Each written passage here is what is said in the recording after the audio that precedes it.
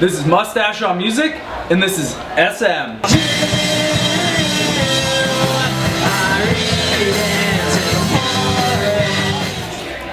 So, since our research turned up a inactive Twitter profile since 2013, I'm gonna be a little honest, I don't know much about SM. So, do you mind giving us a little lowdown on who you guys are? Of course. Yeah, I haven't been on the Twitter in a really long time.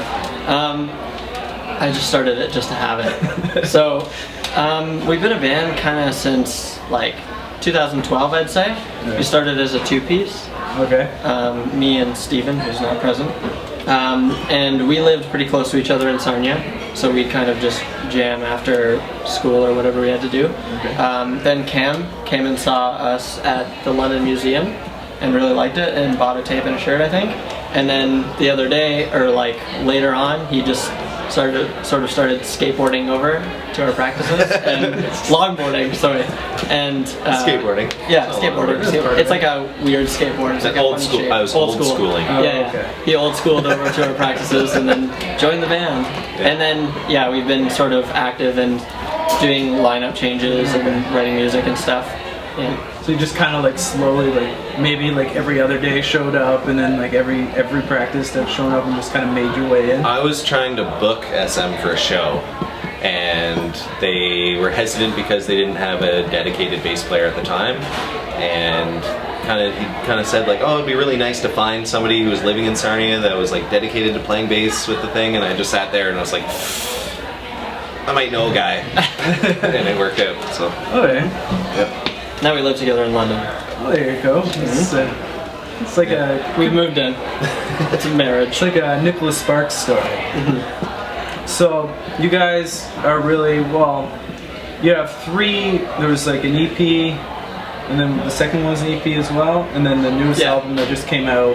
This is like the unofficial, official release, sort of. Yeah, big 12-inch. Yeah. Yeah. Sex metaphor, innuendo. So it's the first one is like our demo. Okay. But it's like an EP length, and then we just did a tape, and then our friend from Baltimore, who like I arranged this over the internet, he liked the music and put out a 7-inch for us, which is really nice. And now it seemed to be a pattern because our friend from Toronto made this release into an LP with no money from us. Oh, so, nice. Yeah, so it's like a risky move on their part, but you know what I mean? We've managed to find people who are willing to take that risk, which is nice.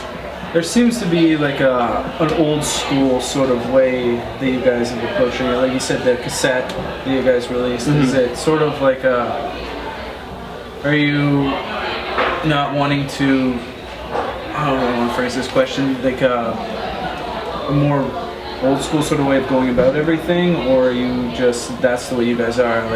Like your Twitter hasn't been active since 2003. Yeah, that's true. Yeah, I'm not savvy with Twitter, but I am pretty like active on, not really. I used to be though, on like Facebook and Bandcamp. Cam has been nagging at me, not nagging, like urging me to like make more posts because like we seem inactive right up until we're doing something and it's like, hey, we're a band, you know what I mean? Remember us? Yeah, exactly. Remember us from last year? But yeah, I like, generally, I just prefer doing the older ways of doing things. We don't record to tape, so that's one way we don't abide by that. But we like cassettes, you know what I mean? I would put out another one for sure. Yeah. In fact, we might, because the one thing I don't like about doing actual like vinyl releases is usually they take a lot of time to kind of arrange and do. I love the like quick and easy tape that's just like we wrote this and now it's physical. Okay. Yeah. With I just had a question, but I forget it. Now it's terrible. So, oh no. oh, phone. Saved. Yeah. Oh, now you can think of it. There we go. So, with the first sort of EP that you released, that had an interesting design and logo to it that is sort of familiar with another design. Ghost one? Yeah. Yeah. What was the inspiration behind that? I don't know, like, I love bands that have sort of a mascot, and not really talking like Iron Maiden type mascot, but just sort of like a recurring image, you know what I mean? Like icons. Right. Like, sometimes, like, I think a bunch of Leonard Cohen releases have like the flower and like he has like a horn, and he has like all these little like icons, and I love that kind of stuff. And so I wanted one of those, and I was like, oh, I gotta decide on one because like we're putting it out in the next week. So I was just like, okay, let's do like a ghost, but not like a scary one. Let's do like a happy ghost. So yeah, and I remember my friend who did the artwork for that, he really didn't like the ghost, and he was just like, I want to take my name off this and stuff, but we figured it out, so it was good. Right. There was a brief period. He did that for the cover of the new one too. Yep, he's stuck with us the whole time. Oh, nice. The Chew. The Chew. Where do you guys pull your influences from, like sound-wise and lyrics-wise? I have had like a really difficult time explaining this before because I remember when our friend Nick Heitman, who does photo booth records in Baltimore and did the Wick Cult 7-inch, he asked me, he was just like, since no one knows you, especially where I am and where I'm putting this out and gonna have to sell it, can you give me like a for fans of? Yeah. And I gave him a few bands and I was like, oh, that sounds good, like those are bands I like. I think I said Crisis, which is a UK punk band, Orange Juice, which is like a Scottish, like I don't know what you call them, like indie band, and then what was another one? I think someone said Ride, and I don't listen to a lot of Ride, so and I don't know. And then I sent that into like a review, this review site, and he was just like, this is the worst for fans I've ever seen. Like it does not even like it sounds like no one has heard these bands. So I really don't know what to say. I can tell you bands I like and bands I listen to, so can Cam, but I don't really know how much of it gets through. People make a lot of Weezer comparisons. Okay. I listen to no Weezer whatsoever, so. I think like the way that you approach things is not so much focusing on like what it's going to end up sounding like, but just playing hooks. Yeah, it's definitely super your writing is very hook-based. Uber hook-based, like to the point of writing hooks, not songs. And then like sort of a song around it. Happy hooks and dark lyrics. Is that how you approach it? Yep. You like look at I'm gonna commit to that because I said that in another interview recently. That it was like it's supposed to be pleasant music with dark subject matter, so I'm gonna stick with it. Okay. Yeah. When you're writing your lyrics, do you pull from things that are happening around you in life, or do you? Maybe subconsciously, but usually it's just like I'll wait around. I never sit down and like time to write lyrics. I think I've done that with one song and it was like agonizing and it took me a long time and I was like always self-conscious with the result. Usually it's just like I'll wait until something will hit me and I'll type it down, I'll get the iPhone out and I'll go into the notes and I'll put like a little note with the one line in it and then I'll sort of like bounce it off riffs and see if I can come up with a melody. A lot of like sort of borrowing from books and authors and stuff like that. Movies, magic cards. There's been a few. Someone pointed out like a magic card reference. Nice. Which one do you mind?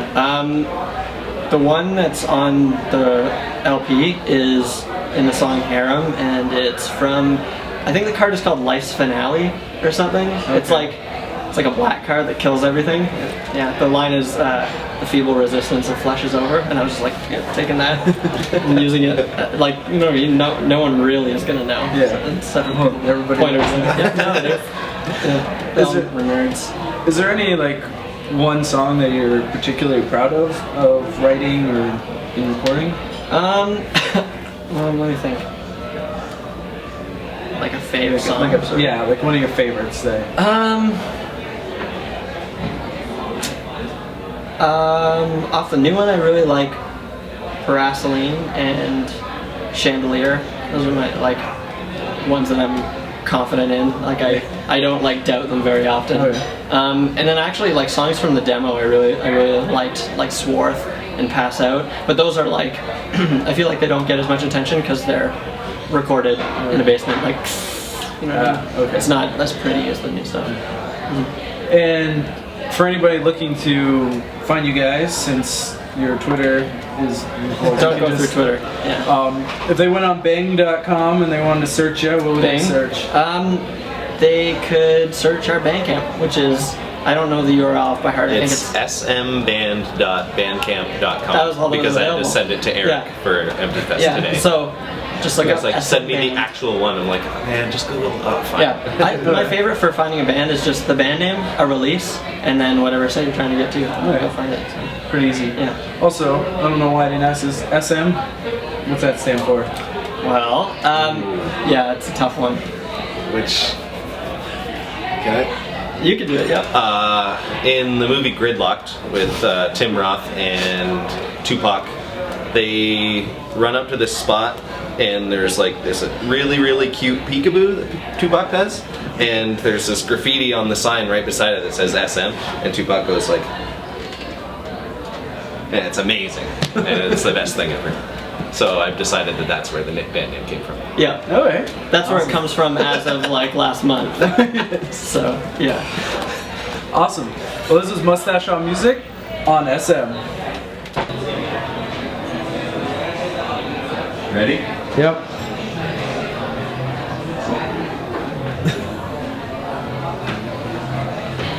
Okay.